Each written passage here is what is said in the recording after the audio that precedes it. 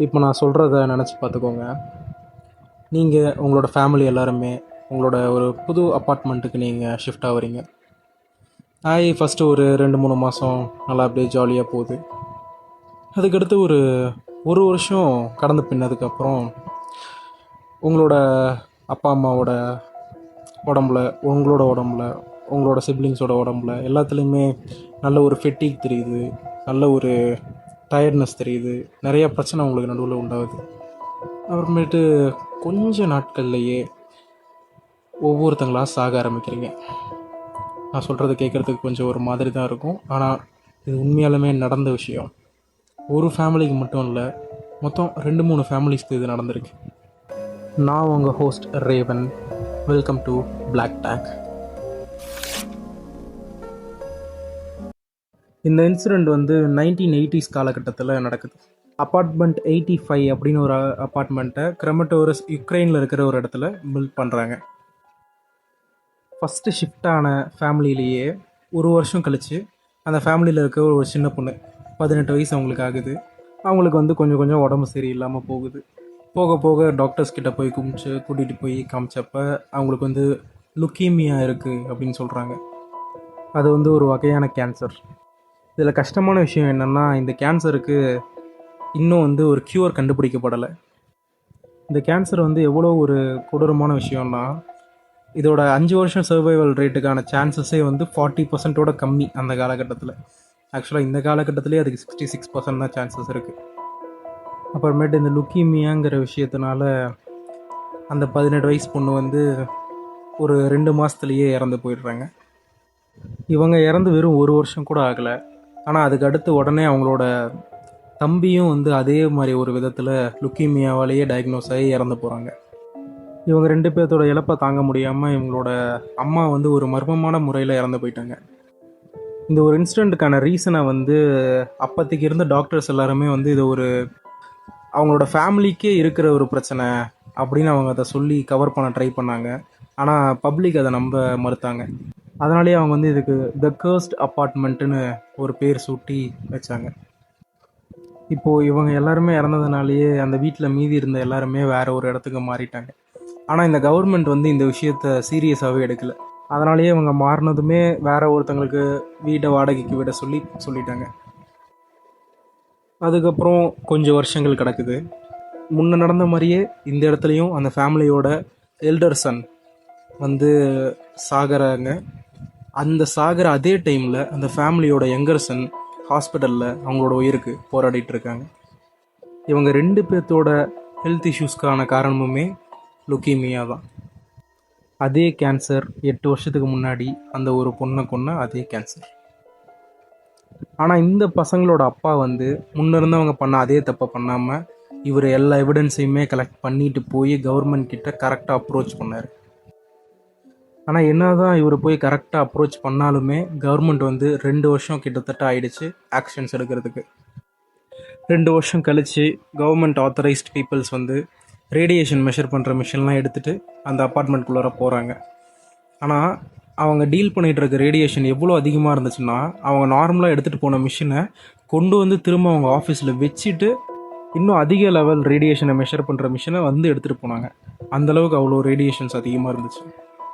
அவங்க கொஞ்சம் கொஞ்சமாக உள்ளே போக போக அந்த மிஷினில் ரீடிங்ஸ் வந்து அதிகமாகிக்கிட்டே போணுச்சு.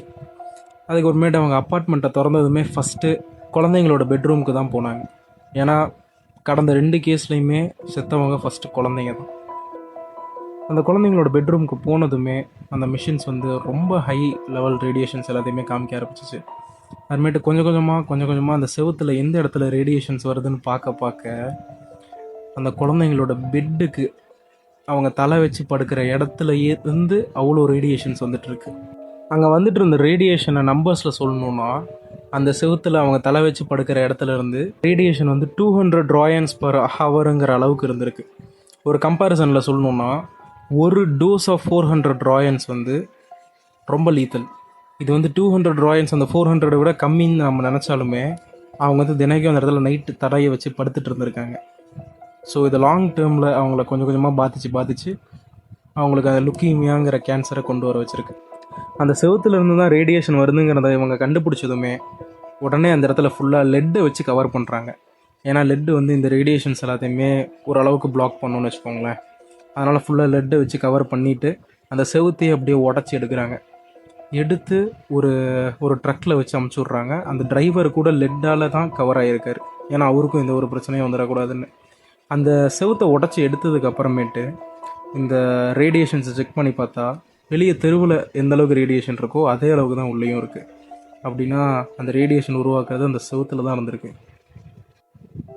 ஆனால் இதை எடுக்கிறதுக்கு முன்னாடி இந்த ஒரு செவுத்துனால டைரக்டாவோ இன்டைரக்டாவோ மொத்தம் 17 பேர் இறந்துருக்காங்க. ஏன் இந்த செவுத்துலேருந்து இவ்வளோ ரேடியேஷன் வருதுன்னு நம்ம தெரிஞ்சுக்கணுன்னா 20 வருஷம் முன்னாடி போகணும். இந்த ஸ்டோன் குவாரிஸ்லாம் டென்சோமீட்டர்னு ஒரு மிஷினை யூஸ் பண்ணுவாங்க ஒரு இடத்தோட டென்சிட்டியை அளவிடுறதுக்கு. அந்த மிஷினோட ஒரு காம்பனண்ட்டு தான் cesium-137 அப்படிங்கிற ஒரு எலமெண்ட். அந்த குவாரியில் அவங்க மெஷர் பண்ணி முடிஞ்சதுக்கப்புறமேட்டு இந்த cesium-137 அதோட பார்ட் மட்டும் தொலைஞ்சிருச்சு. அதுக்கப்புறமேட்டு அதை அவங்க எவ்வளோ கண்டுபிடிக்கிறதுக்கு சர்ச் பண்ணியிருந்திருக்காங்க. ஆனால் அந்த டைமில் இருந்து அந்த ஒர்க் லோட்னால் இவங்களால் அதை கண்டுபிடிக்கவும் முடியல. அப்புறமேட்டு அவங்களுக்கு அந்த சீரியஸ்னஸும் இல்லை, அது எந்த அளவுக்கு ஒரு டேஞ்சரஸான விஷயம்னு. அப்புறமேட்டு அந்த சிமெண்ட் எல்லாத்தையுமே அப்படியே பேக் பண்ணி அமுச்சு விட்டுட்டாங்க. ஆனால் அதுக்கப்புறமேட்டு 10 வருஷம் கழித்து அது வந்து இந்த அப்பார்ட்மெண்ட் கட்டுறப்போ அதில் இருக்கிற ஒரு சிமெண்ட் பேக்கில் இருந்திருக்கு. அது வந்து இந்த மிக்சிங் அது இதிலலாம் எதுலேயுமே சிக்காமல் செவுத்துலேயே போய் ஸ்டக் ஆகிருந்திருக்கு. அந்த ஒரு சின்ன பீஸ் அந்த செவுத்தில் போய் மாட்டினதுனால மட்டுமே அந்த 2 குழந்தைங்களுமே இறந்து போயிட்டாங்க. அது இல்லாமல் நிறைய பேர் இன்டைரக்டாக இறந்துருக்காங்க அந்த ரேடியோ ஆக்டிவிட்டினால். இந்த மாதிரி ஒரு இன்சிடென்ட் நடந்ததுக்கு அப்புறமேட்டு தான் அந்த radioactive wastes and radioactive மிஷினரிஸ்லாம் எந்த அளவுக்கு காஷியஸாக ஹேண்டில் பண்ணப்பட வேண்டியதுங்கிறது மக்களுக்கு புரிய ஆரம்பிச்சிச்சு, கவர்மெண்ட்டுக்கும் புரிய ஆரம்பிச்சிச்சு. இந்த ஒரு கதையை கேட்டதுக்கு அப்புறமேட்டு உங்களுக்குமே உங்கள் செவுத்தில் ஏதோ ஒன்று மாட்டிக்கிட்டு இருக்கு அப்படிங்கிற ஒரு பயம் வந்திருக்குன்னு நினைக்கிறேன். ஏன்னா எனக்கு வந்துச்சு. பட் ஆனால் அந்த மாதிரிலாம் எதுவும் பெருசாக நடந்துடாது, கவலைப்படாதீங்க. ஸோ காய்ஸ், அவ்வளோதான், இந்த ரெக்கார்ட் முடிஞ்சிருச்சு. இப்போது இதுதான் ஆக்சுவலாக என்னோடய ஃபர்ஸ்ட் வீடியோ. ஸோ இதுக்கு அதிகமாக எந்த ஒரு ரீச்சும் கிடைக்காது. ஸோ பார்க்குறவங்க லைக் சப்ஸ்கிரைப் பண்ணிவிட்டு பாருங்கள். திரும்ப இன்னொரு இன்ட்ரெஸ்டிங்கான இன்சிடெண்ட்டில் வந்து பார்க்குறேன். அது வரைக்கும் உங்களோட ஹோஸ்டர் ரேவன் சைனிங் அவுட்.